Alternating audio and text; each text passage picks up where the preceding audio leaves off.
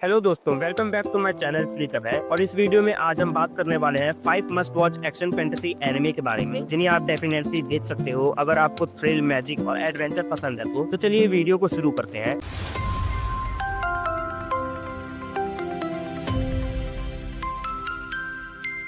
तो हमारा पहला शो एक डार्क फैंटेसी एनिमे के बारे में है, जिसका नाम बर्सर्क ऑफ ग्लटनी है। अगर तुम्हें रिवेंज, पावर, ग्रोथ और थोड़ी सी ट्विस्टेड फैंटेसी पसंद है तो ये आपको जरूर पसंद आएगा। जहाँ स्टोरी फॉलो करती है हमारे प्रोटैगनिस्ट फेट ग्राफाइट को, एक आम गार्ड जो नोबल फैमिली के गेट पर ड्यूटी करता है। इसको लगता है उसके पास कोई खास पावर नहीं है क्योंकि उसकी स्किल है ग्लटनी, जिसे सब लोग यूजलेस मानते हैं, जिसकी वजह से उसे हमेशा भूख लगती रहती है। लेकिन एक दिन सब कुछ बदल जाता है जब फेट को चांस मिलता है एक चोर को रोकने का, और उस मोमेंट पे उसकी ग्लटनी एक्टिवेट हो जाती है और इस स्किल से वो चोर की स्किल और स्ट्रेंथ को डिवोर कर लेता है, मतलब खा लेता है। और यही टर्निंग पॉइंट है। जो लोग पहले फेट को इग्नोर करते थे, अब वो लोग उसे नोटिस करने लगते हैं और वो खुद की ताकत समझने लगता है। साथ ही वो एक खास टॉकिंग स्वॉर्ड ब्रीड के साथ पार्टनरशिप करता है, जहाँ story full dark fantasy vibes, monster hunting और पावर एस्केलेशन से भरी है। लेकिन उसके अंदर की ये डेडली स्किल जो दूसरों के स्किल को चुरा लेती है, उसका ट्विस्ट ये है कि जितनी इसकी ताकत बढ़ रही है उतना ही रिस्क भी, बिकॉज ग्लटनी स्किल के साथ डार्क कॉन्सिक्वेंसेस भी आते हैं कि एक बार ग्लटनी एक्टिवेट होने के बाद अगर वो मॉन्स्टर्स या सोल्स हार्वेस्ट ना करे तो ये पावर उस पर कंट्रोल खो देती है। अगर तुम हंट नहीं करोगे, पावर तुम्हें कंट्रोल कर लेगा या तुम भूख से मर जाओगे। थोड़ा यूनिक ट्विस्ट है यूजुअल शोनन फॉर्मूला से। मॉन्स्टर हंटिंग और पावर एब्जॉर्प्शन का कॉन्सेप्ट थोड़ा एक्साइटिंग है। क्या वो मॉन्स्टर बनेगा या हीरो? फेट का स्ट्रगल है मेन स्ट्रीम से अलग, टैलेंटलेस कहा गया बंदा जिसे सोसाइटी ने नीचे रखा, और यही उसकी जर्नी है उस वीक लेवल से उठने की, अपनी ताकत दिखाने की। साथ ही वो अपनी फ्रेंड और अलाय रॉक्सी हार्ट को प्रोटेक्ट करना चाहता है, जिसे उस नोबल वर्ल्ड ने कुछ अलग नजर से ट्रीट किया है। इसकी वर्ल्ड बिल्डिंग भी काफी इंटरेस्टिंग है। हर किसी को एक स्किल मिलता है इस फैंटेसी वर्ल्ड में, और जो पावरफुल होता है वो ऊपर है और जो कम स्किल वाला है वो सोसाइटी के नीचे काम करता है। अगर तुम डार्क फैंटेसी पसंद करते हो और थोड़ी मोरल ग्रे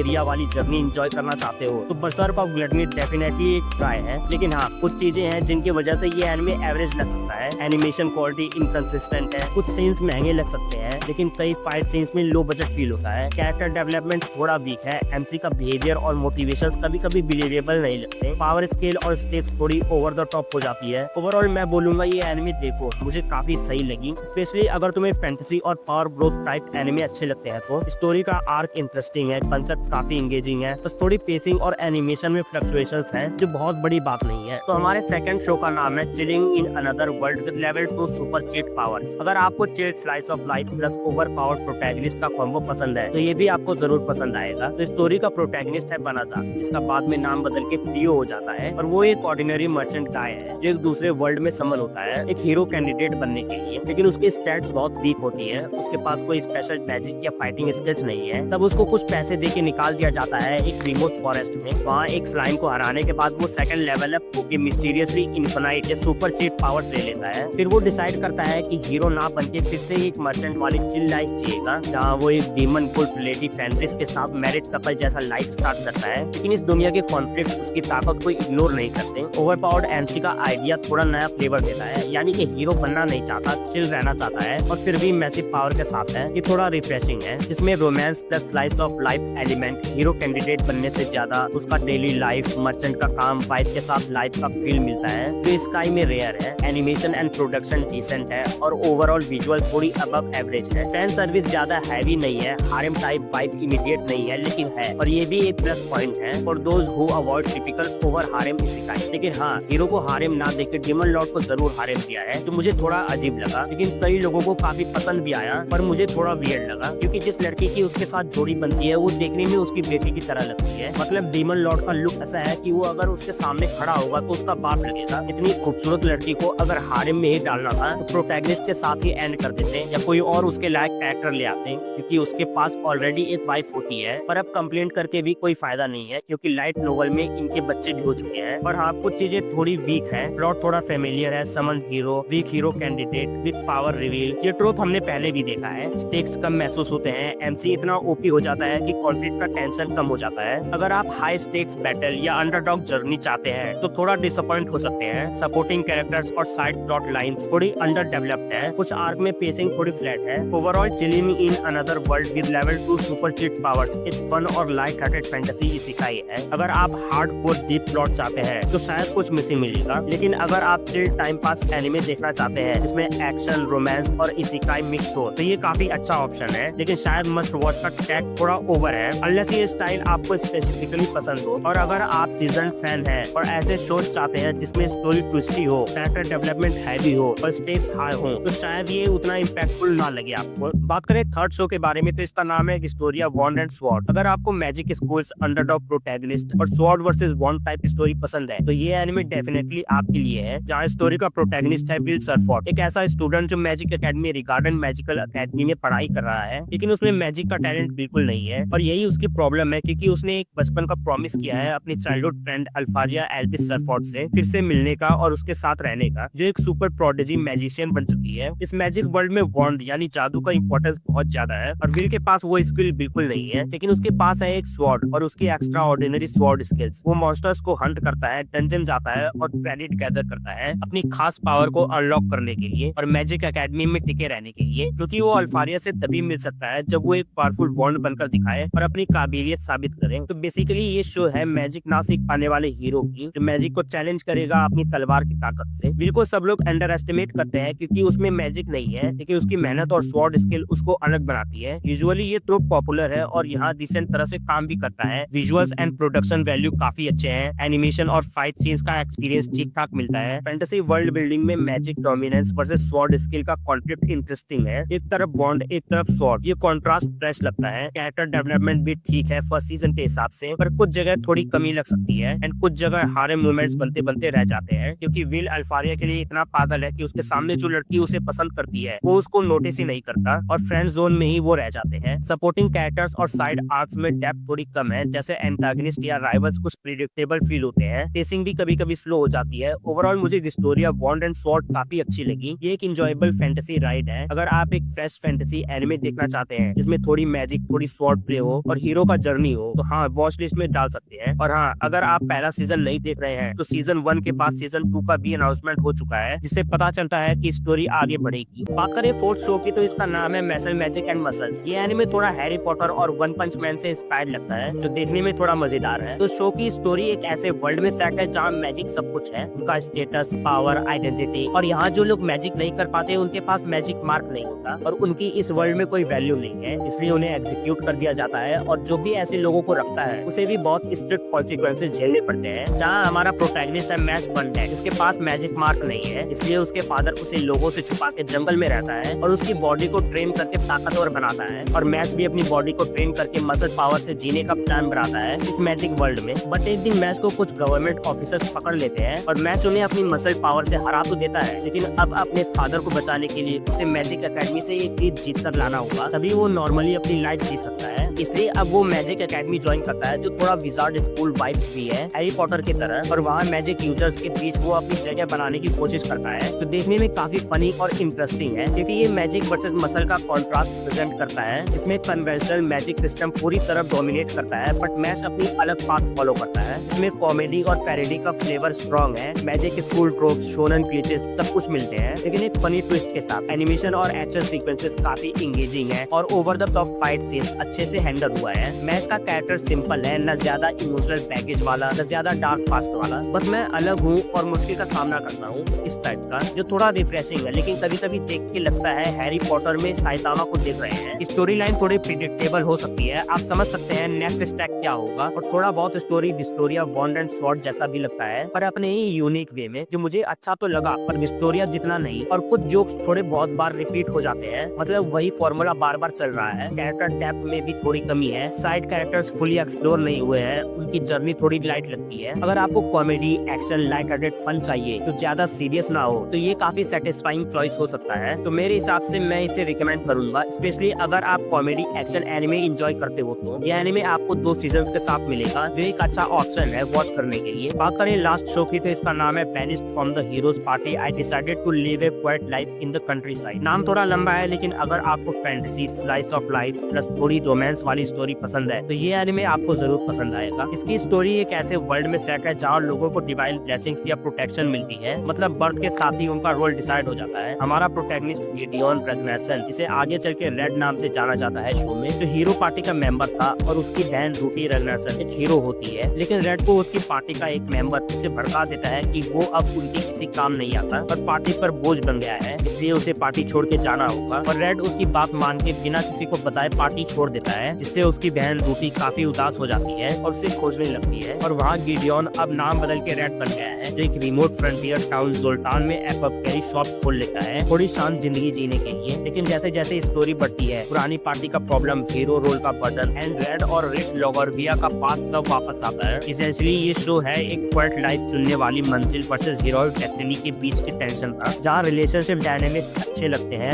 रेड और रिक का रिलेशनशिप थोड़ा मैच्योर फील देता है, वो पहले से एक लव इंटरेस्ट होना, पास्ट जर्नी, और जब वो साथ होते हैं तो स्लाइस ऑफ लाइफ मोमेंट्स काफी कंफर्टेबल और क्यूट लगता है। एंड वो world of heroes and blessings भी काफी अच्छी लगती है। लेकिन फिर वो शिफ्ट होता है सिंपल लाइफ की तरफ, एपोथेकेरी शॉप्स, हब्स, फ्रंटियर लाइफ, जो यूनिक ट्विस्ट है। शो में टाउन जोल्टान का एटमॉस्फेयर काफी कॉजी बनाया गया है, पीसफुल सीन्स, नॉर्मल लाइफ के मोमेंट्स और एक्शन सीन्स भी है। लेकिन कभी कभी नॉर्मल फैंटेसी शो से हटके वर्ल्ड बिल्डिंग एंड ओरिजिनलिटी थोड़ी जेनरिक है। Fantasy setting, hero party, demon Lord type tropes, कुछ पुराने पैटर्न्स रीयूज हुए हैं। एनिमेशन और विजुअल स्टैंड आउट मोमेंट्स ठीक ठाक हैं। अगर आप किसी हैवी वॉर फैंटेसी और डीप फिलोसफिकल ड्रामा के लिए एनिमे देख रहे हैं तो शायद ये थोड़ा हल्का फील करेगा। लेकिन अगर आपको चाहिए एक कंफर्टेबल, थोड़ी रोमांस वाली, थोड़ी फैंटेसी लाइफ चेंज स्टोरी और थोड़ी एडल्टिश कैरेक्टर, तब ये काफी फन है। और शायद आपको ये उतना पसंद ना आए अगर full ब्लॉन epic battles, hardcore plot twist या एक्सट्रीमली हाई स्टेक्स स्टोरी चाहते हो तो ओवरऑल मैं इस एनिमे को रिकमेंड करूंगा, स्पेशली अगर आपको क्वार्ट लाइफ प्लस फैंटेसी का कॉम्बो पसंद है तो। अगर आप रिलैक्सिंग फैंटेसी मूड में हैं तो banished from the heroes party एक अच्छी चॉइस है, जो आपको 2 सीजन्स के साथ मिलती है। तो दोस्तों ये थे हमारे top 5 action fantasy anime recommendations. Berserk of gluttony, chilling in another world, historia bond and sword, mashle magic and muscles and banished from the heroes party. अगर तुम्हें वीडियो पसंद आया हो तो लाइक करो, सब्सक्राइब करो और कमेंट सेक्शन में बताओ कौन सा एनिमे तुम पहले देखोगे या ऑलरेडी देख चुके हो। मिलते हैं अगले वीडियो में, तब तक एनिमे का मजा लो